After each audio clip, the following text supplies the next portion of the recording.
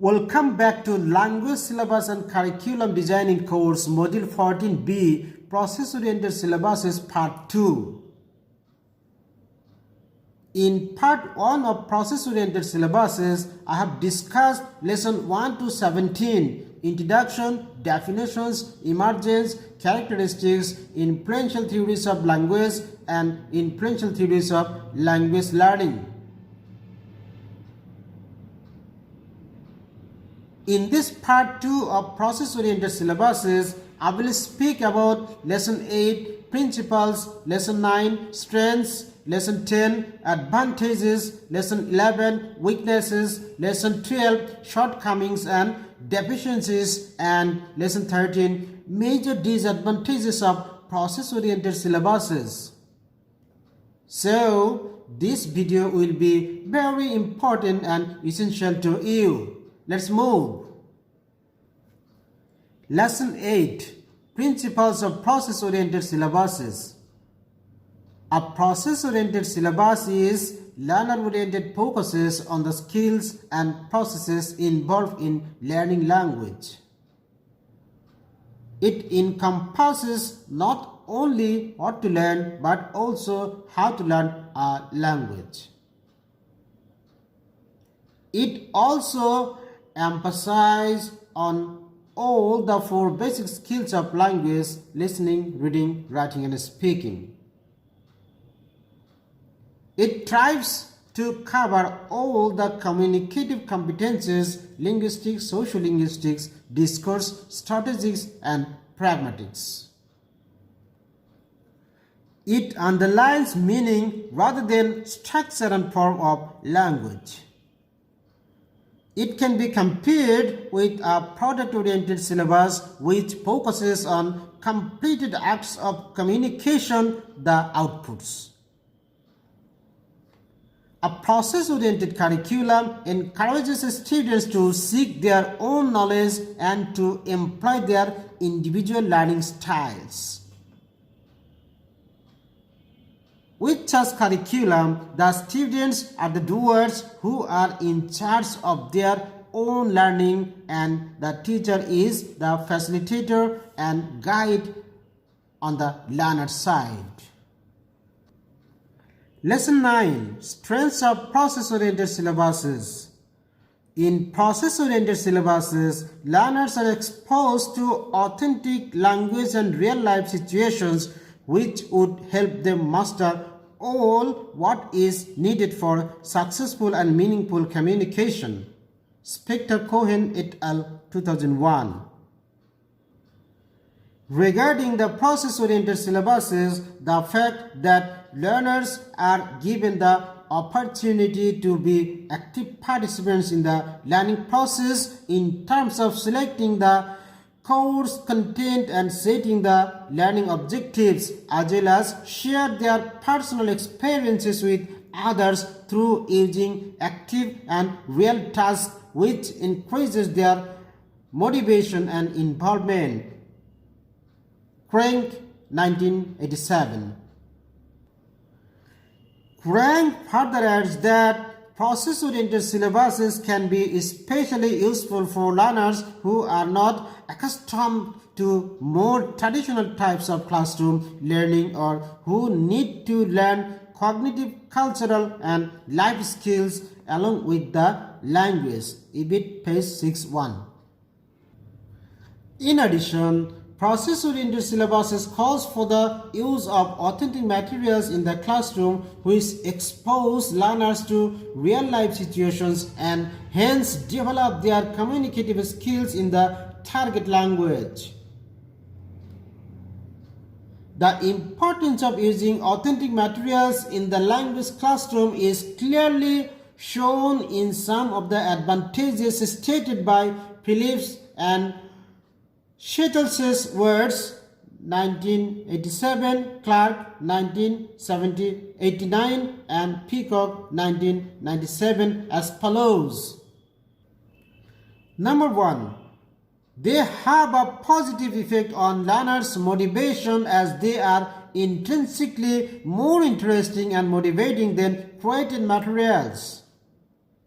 Number 2. They provide authentic culture information about the target culture, including culturally based practice and beliefs. Number 3. They provide exposure to real language rather than the artificial text found in created materials. Simply put, learners are exposed to language in its social context. Number 4. They relate more closely to learners' needs and provide a link between the classroom and students' needs in the real world. Cited in Research 2001, page 252 to 253. Lesson 10. Advantages of process-oriented or negotiated syllabuses. Various advantages are claimed for process or negotiated syllabuses by Nation and McAllister 2009. According to them, the negotiated syllabuses are responsive to the wants of learners and involve them in decision making about the instructional content and the learning process. Consequently, this involvement in making decisions increases learners' motivation to learn. Moreover, being a key concept, negotiation develops learners' awareness of the goals of language learning activities and how these goals can be achieved. This understanding may then make them better learners. EBIT page 156. Last but not least, process-oriented syllabuses can be useful in language classroom in many ways. First, it motivates learners as they learn content instead of learning isolated linguistic items only. O'Malley and Shamot 1994 as cited in Elagon 2015. That is, when learners find that the content is interesting and addresses their needs, they will be highly motivated to acquire the target language.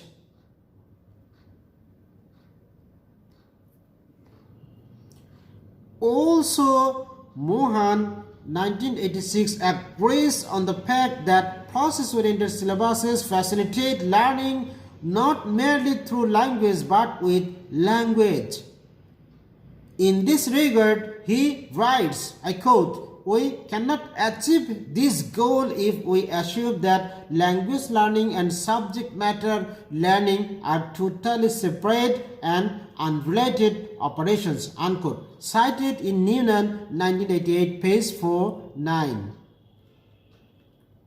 In addition, Anderson's 1990 sees that process-oriented syllabuses make linguistics forms more meaningful in learning. Hence, they facilitate comprehension and lead to better learning, cited in Stuller 2002. To put it differently, I quote, process-oriented syllabuses provide students with the ability to master the language function and skills needed to understand, discuss, read, and write about the concepts acquired. O'Malley and Shamot 1994 as cited in Elagon 2015, page 63. Lesson 11. Weaknesses of process-oriented syllabuses. Despite their effectiveness and significant role in developing learners' communicative skills, process-oriented syllabuses have some drawbacks.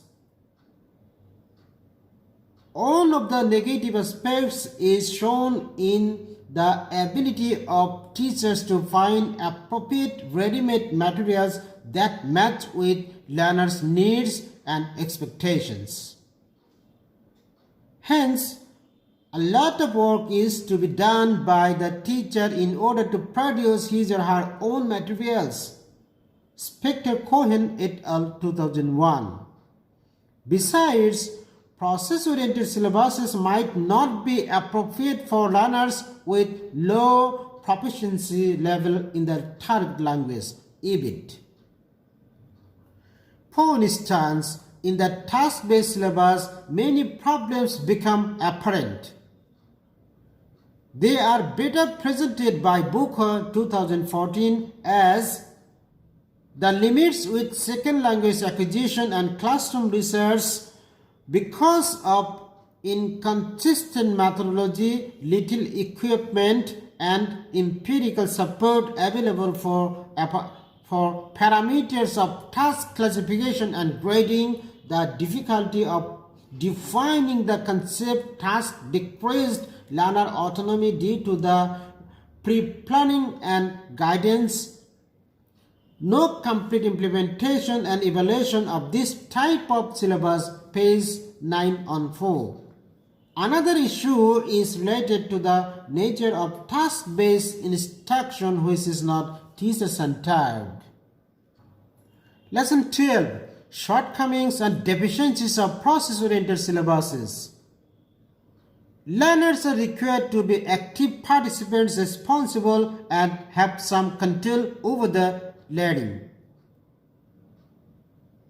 Hence, if learners don't have these qualities, implementing process-oriented syllabuses will be challenging for teachers. Frank, 1987.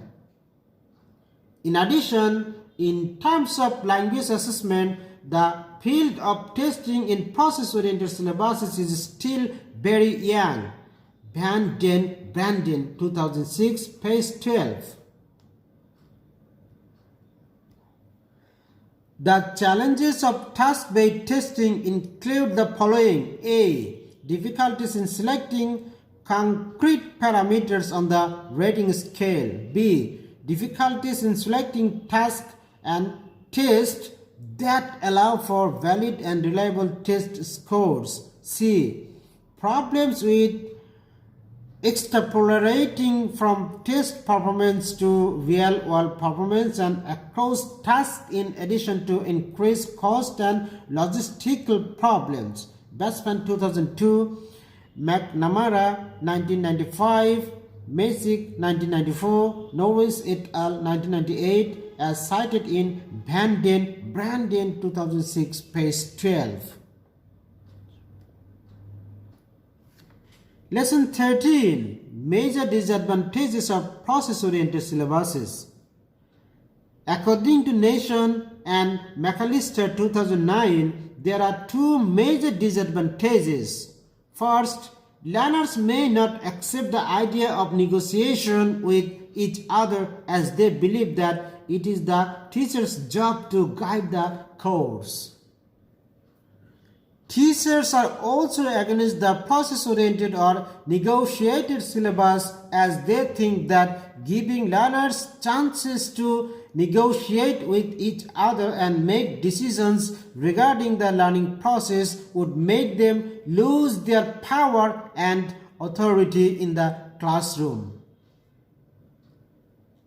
Second, process-based syllabuses require time and huge efforts from the part of the teacher in order to produce appropriate resources.